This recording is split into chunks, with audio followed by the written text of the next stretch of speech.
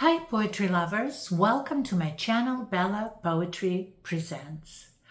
We have 65 segments on the channel that describe the lives and the beautiful poetry of well-renowned poets in 4 series. The first series discusses the famous poets of the Victorian era, the female poets of the Victorian era. The second series talks about the best love poetry, where I bring up various poets and talk about their life story and how their love life affected their poetry and inspired it. The third series talks about the wonderful Russian poets of the Silver Age, and the fourth one is just a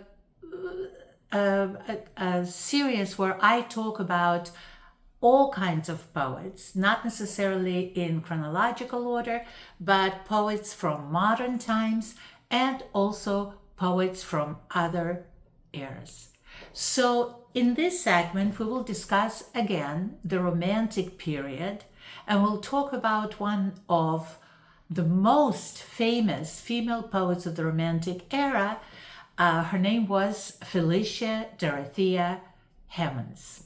So Felicia Dorothea Hemans was born on September 25th, 1793 in Liverpool, England, into a cultural and educated family. Her father, George Brown, was a merchant, and her mother encouraged literature, music, and learning in the home.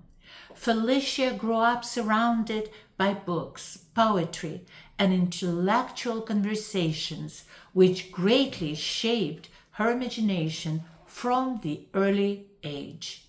When she was still a young child, her family moved from bustling Liverpool to the quiet countryside in North Wales, near the town of St. Asaph.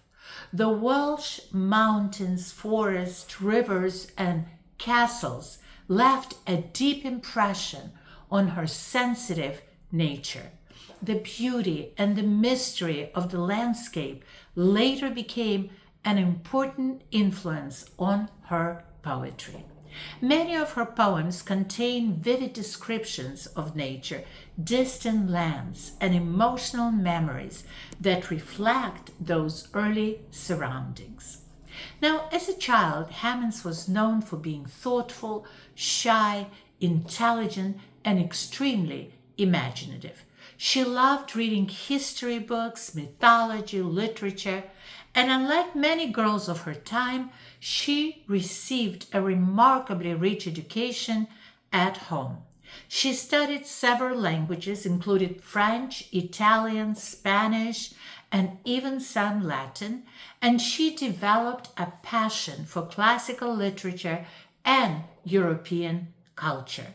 Felicia began writing poetry very early.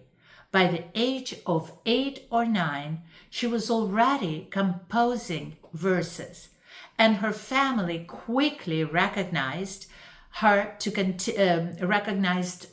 unusual talent. And her mother strongly supported her literary interest and encouraged her to continue writing. So, with her mother's support, just at the age of 14, Hemans published her first book of poems, which attracted attention because of her youth and remarkable skill. Her early work was even caught the attention of Percy Shelley, who attempted to correspond with her until her mother intervened. If you remember, in our previous segments, we discussed Mary Shelley, who was the author of Frankenstein. She was the wife or the partner of Percy Shelley, and she was very young when she met him, also to great dissatisfaction of her father. It seemed that Percy Shelley was unhealthily attracted to very young girls, and obviously Felicia's mother discouraged this type of connection. So let's go back to the beautiful Welsh surrounding and how deeply they actually affected Felicia Hemans. She spent her youth in a mansion overlooking the sea and the mountains, and that obviously influenced her love of nature and national identity. Although she was born in Britain, in England, she called Wales the land of my childhood, my home, and my dad. Now let's talk about the romantic life and her marriage. Felicia Dorothea Hemans was very romantic. Obviously, she was a romantic poet, and she loved to write about love. But her romantic life was marked more by disappointment, emotional longing, and separation than by lasting happiness. These experiences deeply influenced the emotional tone of her poetry, which often explores themes of love, devotion, loneliness, memory, and sacrifice. In 1812, at the age of 19, Felicia married Captain Alfred Hemans, an officer in the British Army. At first, the marriage appeared respectable and promising, and eventually the couple had 5 children together, 5 sons. However, the relationship gradually began to deteriorate and became quite unhappy. Alfred Hemans spent long periods away from home because of military service. In 1818, just before the birth of their 5th child, Captain Hemans left Felicia and went to Italy as if he's going there to take care of his health. But he never returned, and the couple never saw each other again and never officially divorced. So the separation had a profound emotional impact on Felicia's life. Hemans was left to raise her children largely on her own, while also supporting the family through her writing. Despite personal sorrow, she continued publishing poetry successfully and became one of the most admired literary women of her age. Now, many readers and scholars believe that her unhappy marriage and emotional isolation shaped the deeply melancholic and reflective mood found in much of her work. Her poems often portray women who experience longing, separation, silent suffering, or devotion to ideals which bring pain as well as beauty. Unlike some romantic poets whose lives were filled with dramatic love affairs, Hemans' romantic life was quieter and more inward. There is very little evidence found of later romances after her separation. So we really don't know. Maybe she had some romances, maybe she fell in love again. But as far as we know, she basically, after her separation from her husband, her romantic life was more in her poetry. And it was expressed mainly through literature, friendships, and correspondence. In many ways, her own experience gave her unusual insight into loneliness and emotional resilience.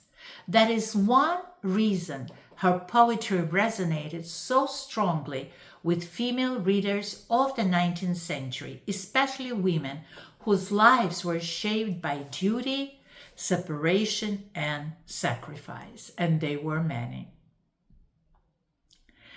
Left to support her children alone, Felicia Hemans lived with her mother in Wales until her mother's death in 1826. She once proposed a reconciliation with her husband, but he refused.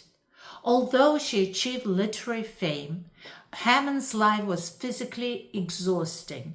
She worked constantly, wrote extensively, managed family responsibilities, and suffered from recurring health problems. Years of emotional strain and overwork weakened her health considerably. In her later years, she lived mainly in Dublin, Ireland, surrounded by close friends and admirers who respected her literary accomplishments and her kind personality. However, her health continued to decline. She became increasingly ill, suffering from weakness and chronic pain. Finally, Felicia Hemans died on May 16, 1835, and she was only 41 years old. Her death shocked many readers because she was still at the height of her fame and she was still very young. According to accounts from friends who were present near the end of her life, her final thoughts were peaceful and deeply spiritual.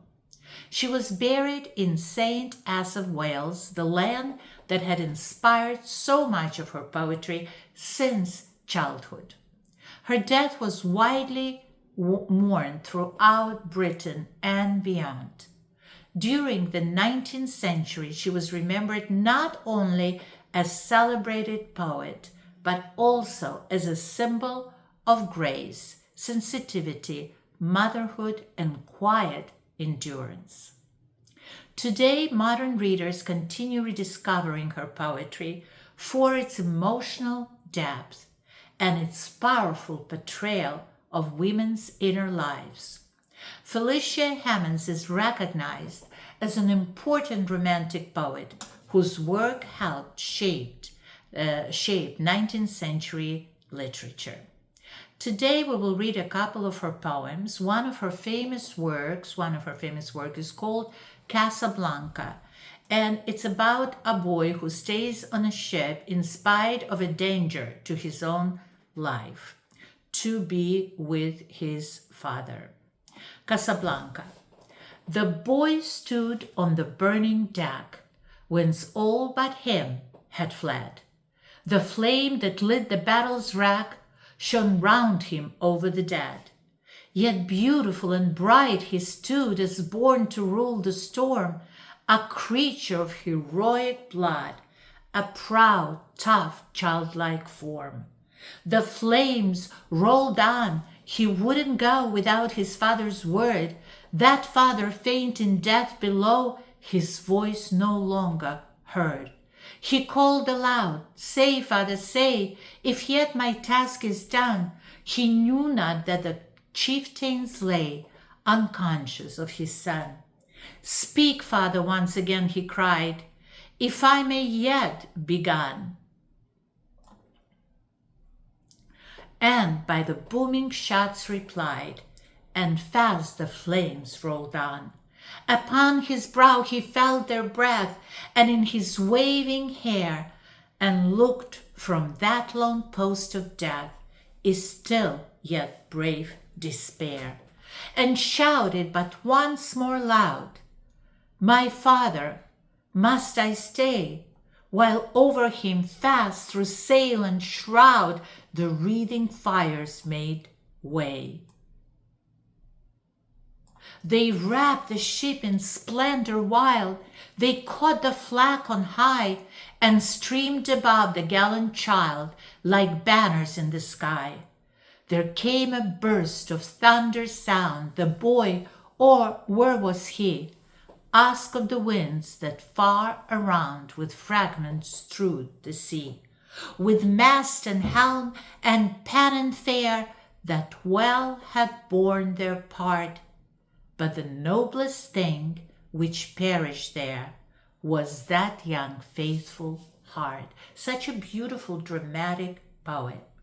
Casabianca, as I told you before, tells the story of Gioconte Casabianca, a 12-year-old boy who was the son of Luke Joseph Casabianca. Casabianca was the commander of Admiral flagship. Gioconte Casabianca stayed at his post aboard the flagship during the Battle of the Nile. Gioconte Casabianca and his father both died in explosion when the fire reached the gunpowder store. So really a sad poem about events that took place in history. And now I'm going to read you a very romantic poem by Felicia Hemans, which is called A Farewell Song. I go, sweet friends, yet think of me when spring's low voice awakens the flowers, for we have wandered far and free in those bright hours, the violets' hours. I go, but when you pause to hear from distant hills the Sabbath bell, on summer's wind flows silvery clear, think of me then, I love them as well.